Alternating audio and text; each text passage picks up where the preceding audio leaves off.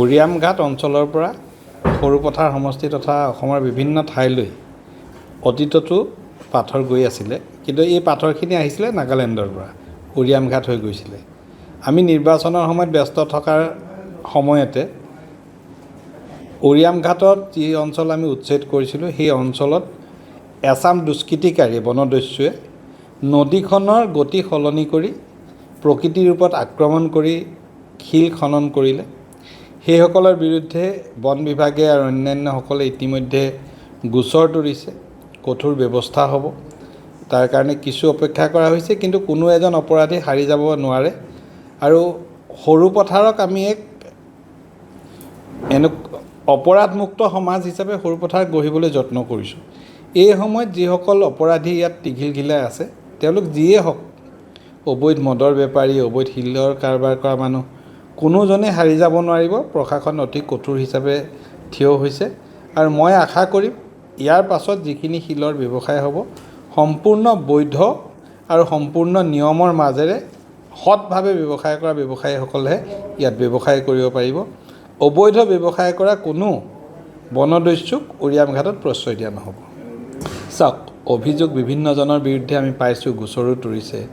অনা অসমীয়া, মিয়া, কোনোবা এজন হয়তো অসমীয়া, যিয়ে অপৰাধ কৰিছে, অপৰাধীক আমি আৰু বেলেগকৈ চিনাক্ত নকৰি প্ৰত্যেকজন অপৰাধীৰ বিৰুদ্ধে কঠোৰ ব্যৱস্থা গ্ৰহণ কৰা হ'ব।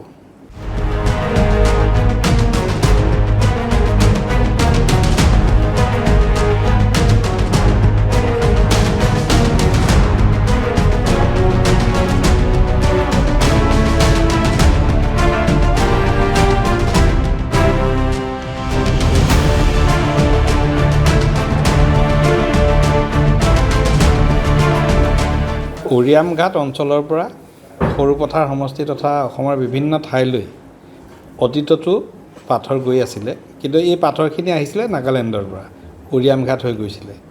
আমি নিৰ্বাচনৰ সময়ত ব্যস্ত থকাৰ সময়তে উৰিয়ামঘাটত যি অঞ্চল আমি উচ্ছেদ কৰিছিলোঁ, সেই অঞ্চলত এচাম দুষ্কৃতিকাৰী বনদস্যুৱে নদীখনৰ গতি সলনি কৰি প্ৰকৃতিৰ ওপৰত আক্ৰমণ কৰি শিল খনন কৰিলে।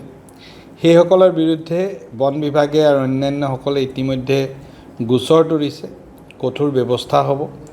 তাৰ কাৰণে কিছু অপেক্ষা কৰা হৈছে, কিন্তু কোনো এজন অপৰাধী সাৰি যাব নোৱাৰে। আৰু সৰু পথাৰক আমি এক অপৰাধমুক্ত সমাজ হিচাপে সৰু পথাৰ গঢ়িবলৈ যত্ন কৰিছোঁ।